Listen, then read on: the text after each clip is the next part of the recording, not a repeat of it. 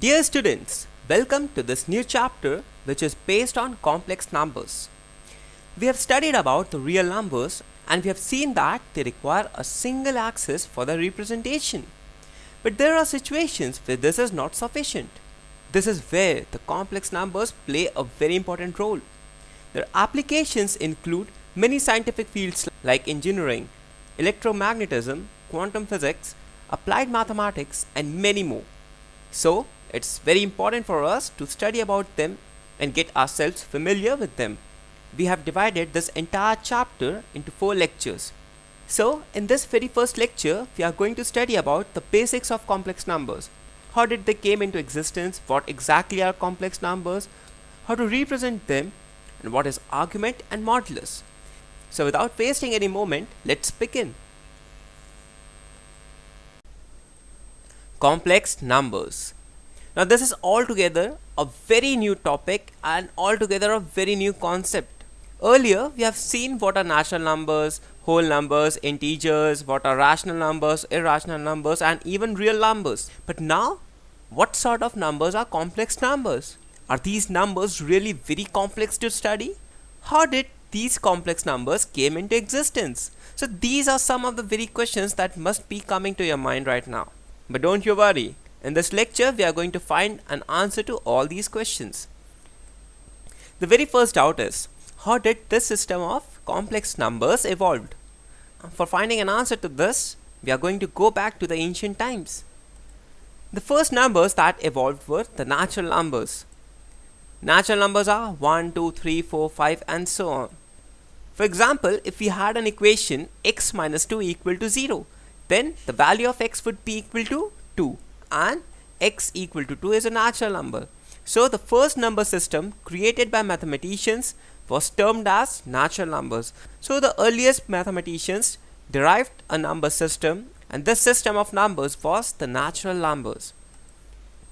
Then came the whole numbers. Now if we have an equation x plus 3 equal to 3, then what's the value of x? It comes out to be equal to 0. But 0 was not included in the system of natural numbers. So, the mathematicians created an altogether a new system and added 0 to the set of natural numbers. So, natural numbers plus 0 is equal to the whole numbers. So, whole numbers is a set that comprises of all the natural numbers and also the 0. Then came integers. Now, if we have an equation x plus 4 equal to 2, then the value of x comes out to be equal to minus 2. But again, minus 2 is a value which is not included in the set of whole numbers. So minus 2 was unknown in the previous number systems. So what the mathematicians did? They devised a new number system and called that integers. Now these integers were classified into two categories, the positive integers and the negative integers. So 1, 2, 3, 4, 5 and so on are called as the positive integers. And similarly, minus 1, minus 2, minus 3, minus 4 and so on were called as the negative integers. So positive integers are the positive numbers and negative integers are the numbers with a minus sign. So if we say that we have a system in which we have the positive integers, we have the negative integers and also the 0, then such a system is known as integers. So integers is a system that comprises of the positive integers, negative integers and the 0. Then came the system of rational numbers. For example, if we have an equation 3x minus 5 equal to 0, then x would be equal to 5 by 3. Now what is 5 by 3? Now x equal to 5 by 3 is actually a fraction which is not included in the set of natural numbers or the whole numbers or the integers. So again, a new type of numbers were devised and these were called as the rational numbers. So numbers of the form p by q, where p and q are integers and q is not equal to 0 is called as a rational number. So rational numbers are the numbers of the form p by q, where p and q are integers and q is not equal to 0. Then came the system of irrational numbers. For example, if we have an equation x square minus 2 equal to 0, then x would be equal to plus minus root 2. Now root 2 is an irrational number which cannot be expressed in the form of p by q. So the numbers which can't be expressed in the form of p by q, where p, q are integers and q is not equal to 0, are known as the irrational numbers. Then came the system of real numbers. Now what are real numbers? If we have an equation x square minus 3 into 2x minus 1 equal to 0, then we get the roots as x equal to 1 by 2 and plus minus root 3. So we get these values of x. So the mathematicians devised a system and called it as real numbers. And what are these real numbers?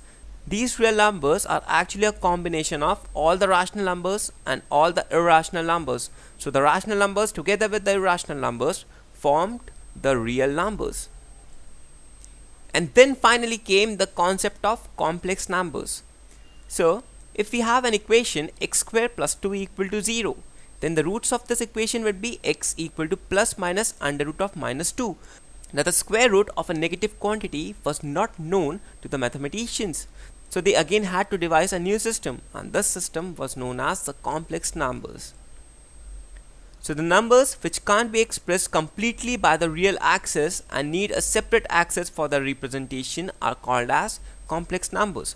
All the real numbers can be expressed in a single axis, and this axis is a real axis. But there are numbers which can't be expressed completely by this real axis. They also need one more axis for the representation, and such numbers are actually the complex numbers. So now let's see what do we mean by the complex numbers. We can define complex numbers as a complex number is of the form a plus iota b, where a denotes the real part and iota b denotes the imaginary part. These numbers need two axes to represent them completely. So complex numbers are actually of the form of a plus iota b. They have got two parts. The first part, a, denotes the real part, and iota b actually denotes the imaginary part of a complex number. And these numbers need two axes to represent them completely. The difference between the real numbers and the complex numbers is that real numbers only need one axis for the representation. They have got just one part, and that is the real part. But the complex numbers have got two parts. The first part is the real part, and the second part is the imaginary part. And because they have got two parts, therefore they need two axes for their representation. So they are represented as z. Z denotes a complex number, and which is equal to a plus iota b. Here we have z as a complex number, and it has got two parts, a plus iota b. Now what is a? A is known as the real part of this complex number z, and iota b is the imaginary part of this complex number z. Thus a complex number has got two parts, a real part and an imaginary part. Now what is I? I has a value which is equal to under root of minus 1. So under root of minus 1 is represented by the quantity I. I represents under root of minus 1, and it itself is a complex number.